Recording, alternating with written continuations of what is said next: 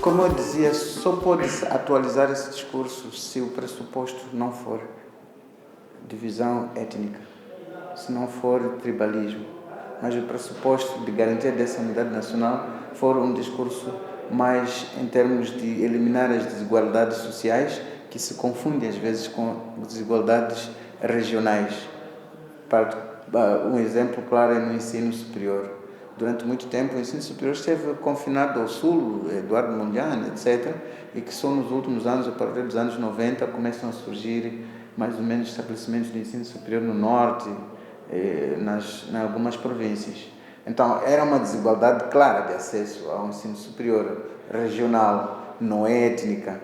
Claro que tem influência sobre as pessoas que vivem numa determinada região, não é? Então, o que eu quero dizer é que este discurso de unidade nacional, agora, só pode se atualizar se ter em conta o problema que Moçambique neste momento enfrenta, que, repito mais uma vez, fundamental são as desigualdades sociais e não diferenças étnicas. Agora, enquanto ele estiver a basear-se ou a subentender, não é, uma certa possibilidade de etnificação do país, etc., ele próprio torna-se perigoso em relação ao país, porque está a levantar problemas que nós, os moçambicanos, já tínhamos ultrapassado, ou já estão ultrapassados neste sentido. E chamo a atenção para mais uma coisa: normalmente esses discursos são de elites, não é? São elitizados, portanto, tanto de separatismo como de unidade nacional. Não é? São discursos de elites, e não podia ser de outra forma. Tem que ser as elites a elaborar esse discurso. O que eu acho é que a nossa política tem que se tornar mais madura em relação a esta questão. E já agora também vermos todas essas propostas que a Renamo levanta nesse contexto, a sua parte social, cultural e não somente a política. Quer dizer, essas propostas para mim enquadram-se num processo de maturação do país chamado Moçambique para repensar sobre a melhor forma de gerir a sua unidade nacional, entre aspas, neste sentido. Então, o Moçambique é um país muito aberto, jovem, com 40 anos, e penso que aos 40 anos, mesmo na idade individual, é a fase em que você repensa um pouco sobre a outra metade da vida que queres levar. Então, o país não escapa a isso, ele tem que repensar. Então, isso exige de nós também uma abertura de espírito em relação a esse repensar da forma de gerirmos, de governar ou de governação política da coisa pública.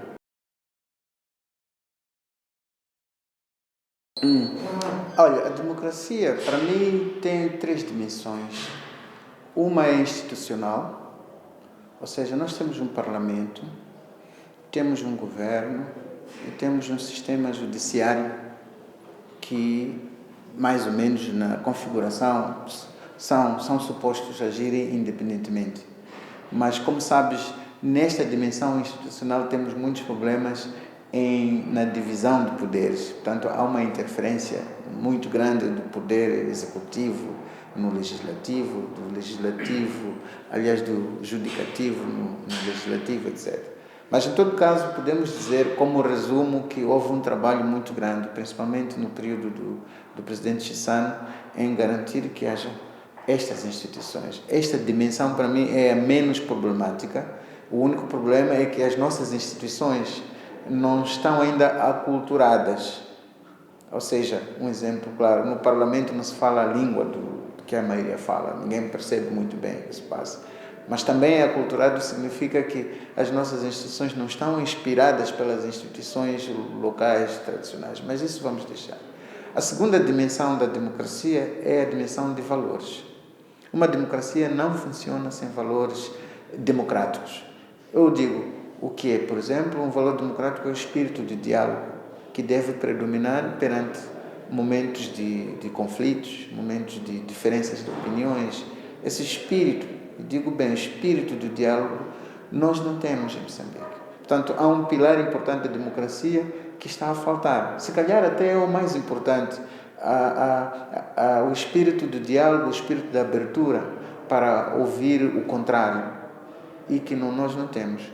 A terceira dimensão da democracia é a dimensão, vamos assim dizer, metodológica, no sentido de que as instituições democráticas caracterizam-se pela mudança dos seus líderes, e isso são eleitos a partir de uma forma democrática.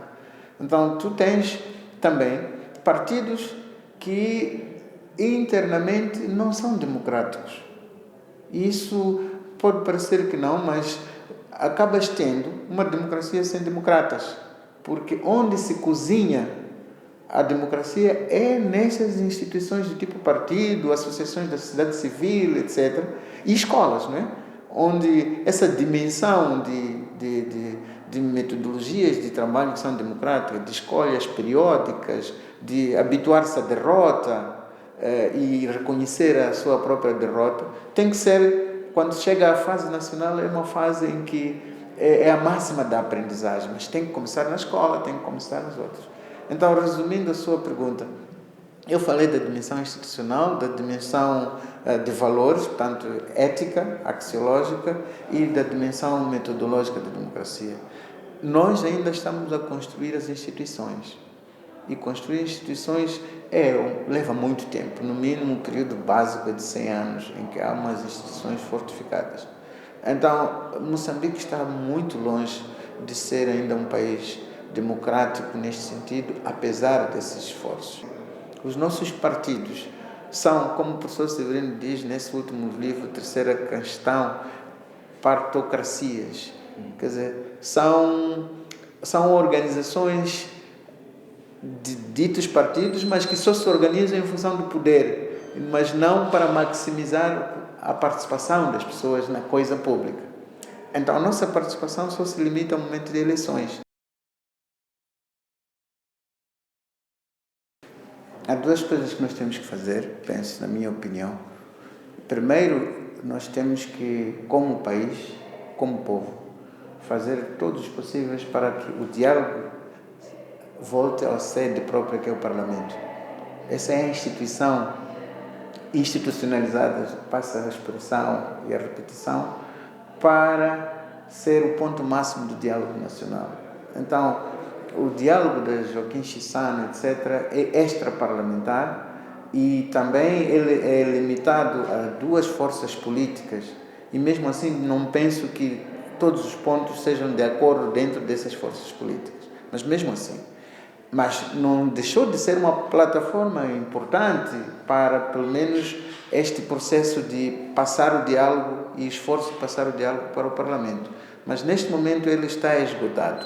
Então, o Parlamento, nós temos que fazer os possíveis de que o Parlamento seja a sede do diálogo político. Quando digo político, inclui das receitas, das finanças, dos orçamentos, não sei lá como é que se chama isso, o diálogo em termos da lei eleitoral, o diálogo em termos daquilo que nos diverge. Portanto, é o Parlamento. Só que aí no Parlamento tens um problema. Nos últimos anos, nos últimos 20 anos, o Parlamento não tem sido... O que está em diálogo, em discussão no Parlamento, não é a agenda política. Eu penso que é por isso que a sociedade, ou melhor dito, os atores políticos principais tiveram que arranjar um outro meio para poder, como escape a esse diálogo, porque no Parlamento não se discutem os elementos fundamentais do diálogo político.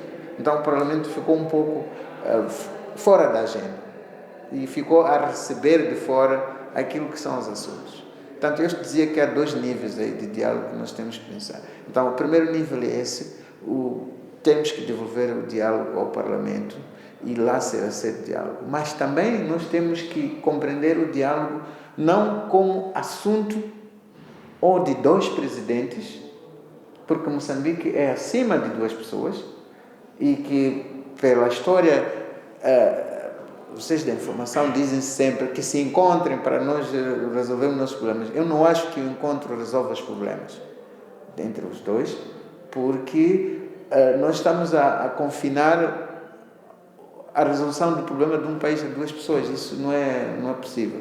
Então significa que o diálogo tem que ser estendido a vários níveis. né? Tem que ser estendida a vários níveis, aos níveis desde a comunidade, desde a sociedade. Portanto, tem que ser transformada em cultura de diálogo, nas instituições, etc. E entre os quais é a dita despartidarização. Para mim, eu não entendo como um processo de despartidarização, mas entendo como um processo de institucionalização do diálogo dentro das instituições que ajuda a tomar decisões mais justas no meio das instituições, decisões baseadas em critérios mais justos, etc. E que não olhem nem para a cor partidária, porque senão, se acabarmos a despartidização, vamos entrar na desetnização. Depois entramos, não sei o que, em desfamiliarização das instituições. Portanto, não é esse o problema. O problema é institucionalizar esse diálogo nas instituições do Estado, de modo que as decisões que se tomam sejam coletivas e justas.